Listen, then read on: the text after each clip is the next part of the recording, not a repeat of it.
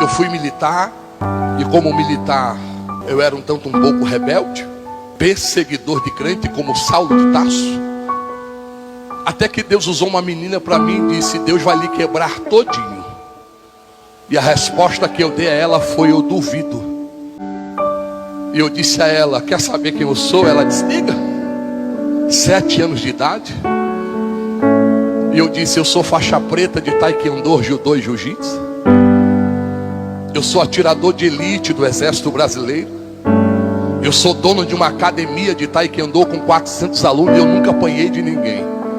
E a menina olhou para a mãe, voltou a olhar para mim e disse: coitado do Senhor. Você pode ser o que você quiser ser, mas quando o meu Deus tiver um encontro contigo, Ele vai lhe quebrar. E eu tornei a dizer: duvido. 6 meses depois eu estava em cima de uma cama, com 3 vértebras da minha coluna quebrada.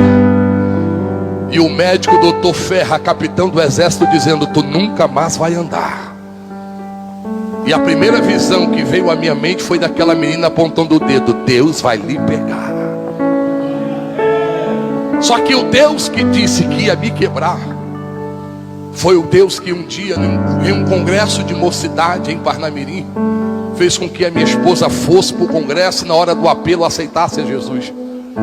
Naquela noite aceitaram cerca de 36 pessoas. E o pastor Raimundo João de Santana, aquele jeitão dele, ele desceu do altar, coisa que era imprevisível, entrou no meio da multidão, colocou a mão justamente no ombro da minha esposa e disse: jovem, não te preocupa com teu esposo que está quebrado naquele hospital. Eu o quebrei, mas no tempo oportuno lhe darei uma coluna nova. Farei ele andar o Brasil dizendo: eu sou. Mas tem uma coisa: o processo será doloroso. Será um processo de percas, de indagações. Mas dentro do processo eu vou revelar o meu propósito. Quando minha esposa me visitou no outro dia, que me contou, eu confesso, eu aceitei a Jesus por interesse. Eu disse: ele disse que ia me quebrar, quebrou. Ele está dizendo que vai me dar uma coluna nova, ele vai dar. Aí eu despisto ele, volta a fazer tudo o que eu fazia. Levantei a mão e aceitei a Jesus. Só que eu pensei que ia ser rápido, como foi rápido ele me quebrar. Só que 2 anos se passaram e eu na cadeira de roda. E em 2 anos eu li a Bíblia 3 vezes, porque eu queria conhecer quem me quebrou. Só que quando eu comecei a ler a Bíblia ainda pela primeira vez, ela fez me convencer que o errado era eu, e que Ele é Senhor acima de toda e qualquer circunstância. Deus me batizou com o Espírito Santo ainda na cadeira. Eu passei a ser crente pentecostal. Eu passei a pregar o Evangelho ainda na cadeira. E lembro-me que quando Deus resolveu me curar, que eu não vou contar aqui nesta noite, me convide outra vez. Eu lembro que eu voltei para o quartel. A minha aposentadoria foi cassada por um coronel. Ele provou em última instância, no último tribunal lá em Brasília, que eu estava perfeito. E o juiz bateu o martelo simplesmente dizendo: volta para cumprir o tempo de serviço. Eu voltei, passei ainda 1 ano e meio servindo. E nesse 1 ano e meio me deu a ansiedade de pregar o Evangelho. Lembro-me como se fosse hoje, nos fundos da 7ª Brigada de Infantaria Motorizada, tinha um cajueiro muito grande. Aí eu almoçava, por ser segurança do general, eu almoçava primeiro, corria para baixo do cajueiro e começava a pregar o Evangelho. Os cajus estavam florindo, as castanhas começaram a nascer, e eu lá pregando. 8 meses depois eu estou lá pregando sobre Jacó no Val de Jaboque. E quando eu estou terminando a mensagem, Deus disse: faça o apelo. Aí eu disse: agora eu endoidei. Fazer apelo para caju? E Deus disse: faça o apelo. E quando eu comecei aonde está a primeira alma, venha, Jesus quer mudar a sua vida. Começou a descer soldado de cima da árvore, começou a sair soldado debaixo dos matos, começou a pular soldado de lá para cá, simplificando. 36 homens aceitaram a Jesus naquele dia. E eu fiquei assustado com aquilo. Alai, Shurikamanasai. E um gritou: ore, ore, ore para Deus batizar a gente, que a gente quer falar essa língua que você fala. E eu orei, e 18 dos 37 que foram ali aceitar, foram batizados com o Espírito Santo e com fogo. E quando a gente vinha voltando para o expediente, eu sem entender, perguntava: rapaz, o que vocês estão fazendo aqui? E eles disseram: rapaz, a gente começou a perceber que você almoçava e corria aqui. Aí a gente passou a almoçar primeiro do que você e se escondia aqui. Mas você custou para fazer o apelo, viu? A gente voltava chorando.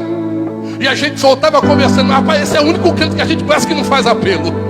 Mas eu entendi que o processo precisava chegar ao propósito. Ou seja, as florzinhas do caju precisavam sair a castanha, o caju precisava crescer, precisava amadurecer. E no tempo oportuno, Deus fez aquele trabalho florescer, e o nome dele foi glorificado. Deus manda lhe dizer que ele entende. Ele sabe que o processo tem lágrima. Ele sabe que no processo você terá o desejo de desistir. Ele sabe que o processo tem dor, tem calúnia, tem decepções e escassez. Mas ele manda gritar aqui nesta noite: aguente o processo e você viverá no propósito. Está difícil de entender, eu sei. Eu também faço questionamento. Eu também sinto dor, irmão.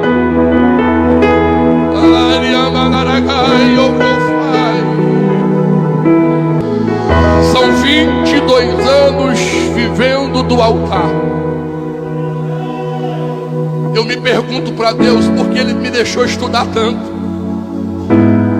Pedagogia, gestão pública, contabilidade, segurança do trabalho. Eu me pergunto a Deus por que Ele me deixou ganhar durante 5 anos como supervisor do grupo Coca-Cola do Nordeste, R$7.842 registrado na minha carteira de trabalho. Eu me pergunto a Deus por que Ele deixou a minha esposa estudar tanto. Pedagoga, fez gestão pública, contabilidade, enfermagem, ganhava lá os seus 5 mil, e de repente Deus, do nada, no ano de 99, manda um pastor me visitar na Coca-Cola. E o vigilante interfonou: senhor Robson, tem um pastor aqui. Eu disse: deve ser mais uma requisição de refrigerante para um congresso, para alguma festa. Manda ele entrar. E quando a porta se abriu da minha sala, aquele pastor olhou para mim e disse: eu não posso passar dos umbrais da porta. O recado é: dentro de 30 dias a porta da tua esposa vai se fechar, e com mais 30 dias fecha a sua e nunca mais será aberta. Duas opções para ti: ou tu faz a obra ou volta para a cadeira de roda. Porque eu não me curei para ficar trancado em uma sala, mexendo em papéis e trabalhando para os homens. Ei, você não sabe o que é viver sem salário.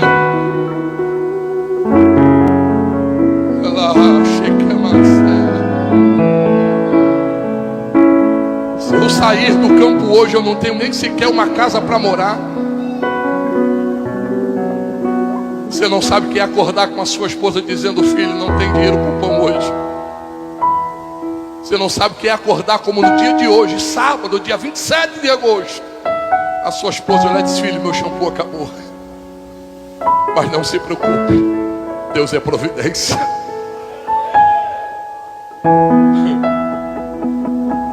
Você não sabe o que é receber os seus netos em dia de domingo em casa. E viemos almoçar, vovô.